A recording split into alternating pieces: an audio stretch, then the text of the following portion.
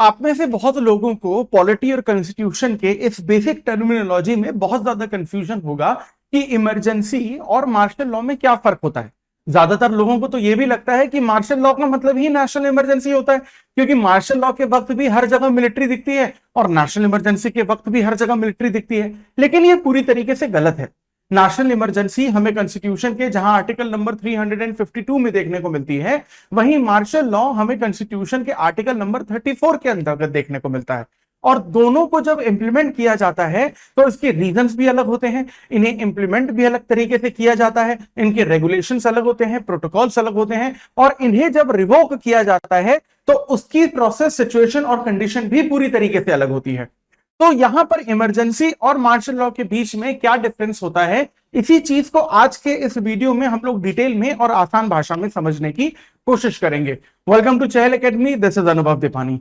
तो देखिए, यहां पर अगर हम लोग इमरजेंसी या फिर मार्शल लॉ की बात करते हैं तो सबसे पहले हमें मार्शल लॉ के बारे में यह जानना होगा कि मार्शल लॉ को किसी पार्लियामेंट्री रेगुलेशन से इंप्लीमेंट नहीं किया गया है या फिर नहीं किया जाता, क्योंकि यहां पर कॉन्स्टिट्यूशन में अलग से ही एक उसके बारे में मेंशन किया गया है, वो भी आपके आर्टिकल नंबर 34 के तहत।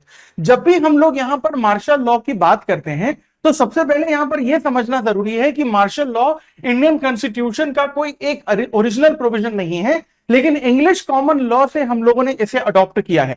और जब भी हम लोग मार्शल लॉ यहां पर इंप्लीमेंट करते हैं हमारे देश में, तो एक्स्ट्रा ऑर्डिनरी सिचुएशंस होती है या फिर ऐसी परिस्थितियां जिसे आम तरीके से नहीं सुलझाया जा सकता या नहीं संभाला जा सकता, उन सिचुएशंस में मार्शल लॉ को यहां पर इंप्लीमेंट करने की कोशिश की जाती है।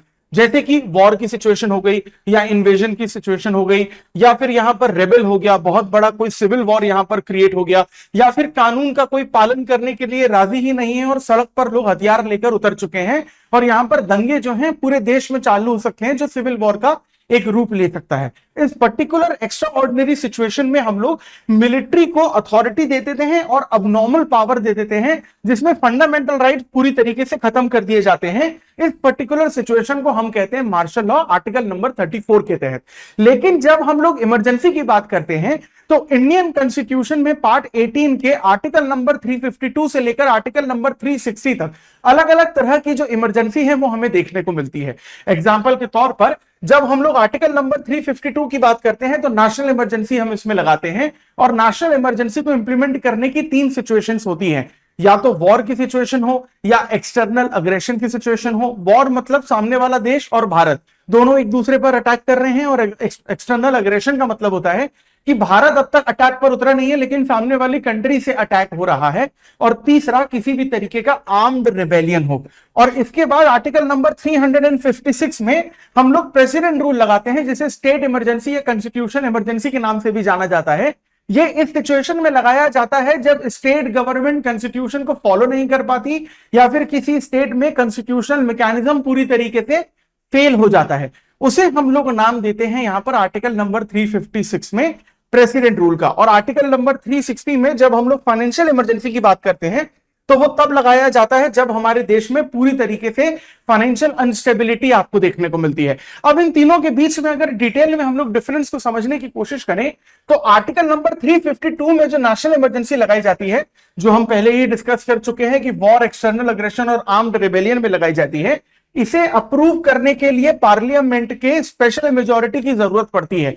जिस दिन नेशनल इमरजेंसी को डिक्लेयर किया जाता है प्रेसिडेंट के द्वारा, उस दिन से लेकर आने वाले 1 महीने के अंदर अंदर लोकसभा और राज्यसभा यहां पर स्पेशल मेजॉरिटी से उसे पास करेगी, और फिर यहां पर जब अप्रूवल मिल जाता है तब जाकर वो 6 महीने के लिए आपका इंप्लीमेंट किया जाता है। जब हम लोग इसे हटाते हैं, रिवोक करने की बात करते हैं नेशनल इमरजेंसी को, तो फिर से यहां पर लोकसभा राज्यसभा जो है वो बेसिकली अप्रूव करती है। लोकसभा में रिजोल्यूशन स्पेशली लाया जाता है और प्रेसिडेंट के द्वारा इसे हटाया जाता है। और हिस्टोरिकल बैकग्राउंड की बात करें तो 1962, 1971 और 1975 जो है, इन तीनों सालों में नेशनल इमरजेंसी लगी थी। 62 और 71 की बात करें तो वॉर और एक्सटर्नल अग्रेशन के सिनेरियो में हमने लगाया था इमरजेंसी।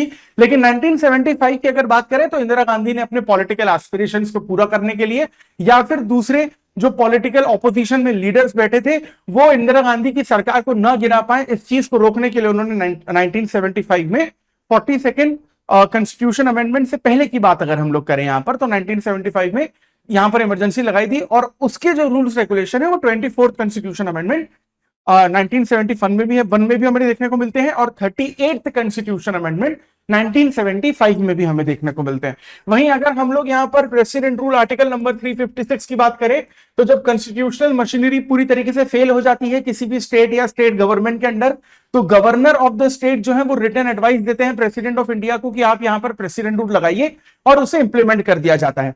जिस दिन प्रेसिडेंट रूल लगता है उसके 2 महीने के अंदर अंदर राज्यसभा और लोकसभा दोनों में यहां पर स्पेशल मेजोरिटी से उस प्रेसिडेंट रूल का बिल पास होना जरूरी है। और जब इसे हटाने की बात आती है तो डायरेक्ट यहां पर प्रेसिडेंट अपने ऑर्डर से उसे हटा सकते हैं।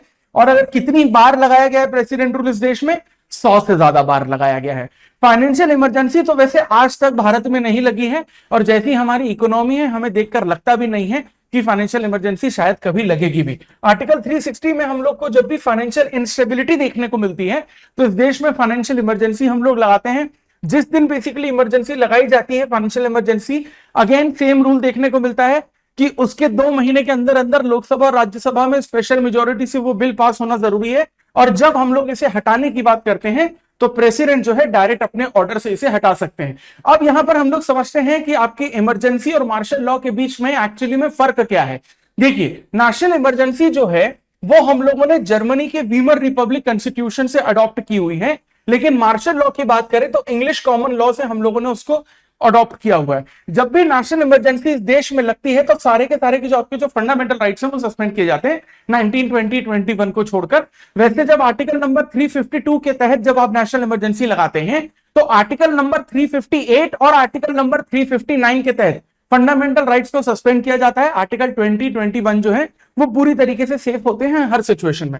लेकिन नेशनल इमरजेंसी सिर्फ फंडामेंटल राइट्स को नुकसान ना पहुंचाकर जो सेंटर स्टेट रिलेशन है उसमें भी डिसबैलेंस क्रिएट कर देती है। रेवेन्यू का जो बेसिकली डिस्ट्रीब्यूशन है, सेंटर और स्टेट की जो लेजिस्लेटिव पावर्स है उसको भी बहुत ज्यादा फर्क पड़ता है। लेकिन यहां पर जो आपका मार्शल लॉ है वो सिर्फ और सिर्फ फंडामेंटल राइट्स को ही यहां पर अफेक्ट करता है। जब हम लोग इमरजेंसी लगाते हैं तो गवर्नमेंट और जो ऑर्डिनरी लॉ है जिसको हम लोग सबऑर्डिनेट कोर्ट या डिस्ट्रिक्ट कोर्ट, सेशन कोर्ट कहते हैं, वो कंटिन्यू रखते हैं अपना काम करना। लेकिन मार्शल लॉ में यहां पर ऑर्डिनरी लॉ और गवर्नमेंट दोनों पूरी तरीके से सस्पेंड हो जाते हैं।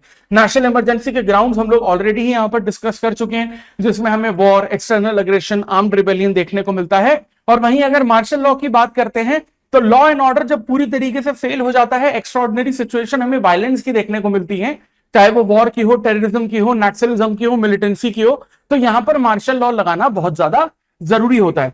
अब ये जो आपकी नेशनल इमरजेंसी है या तो ये पूरे देश में भी लगाई जा सकती है या तो देश के किसी एक पार्ट में भी लगाई जा सकती है, लेकिन मार्शल लॉ पूरे देश में नहीं लगता। मार्शल लॉ किसी एक स्पेसिफिक एरिया में ही लगता है।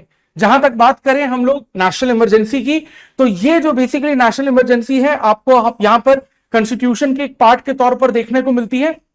अलग अलग इसके प्रोविजन भी हैं, लेकिन मार्शल लॉ के अगर आप एग्जैक्टली अलग अलग प्रोविजन देखें तो डिटेल में वो प्रोविजन कॉन्स्टिट्यूशन ऑफ इंडिया में आपको मार्शल लॉ के देखने को नहीं मिलते जो इमरजेंसी के देखने को मिलते हैं। सिर्फ एक आर्टिकल ही सिंपल सा देखने को मिलता है मार्शल लॉ का।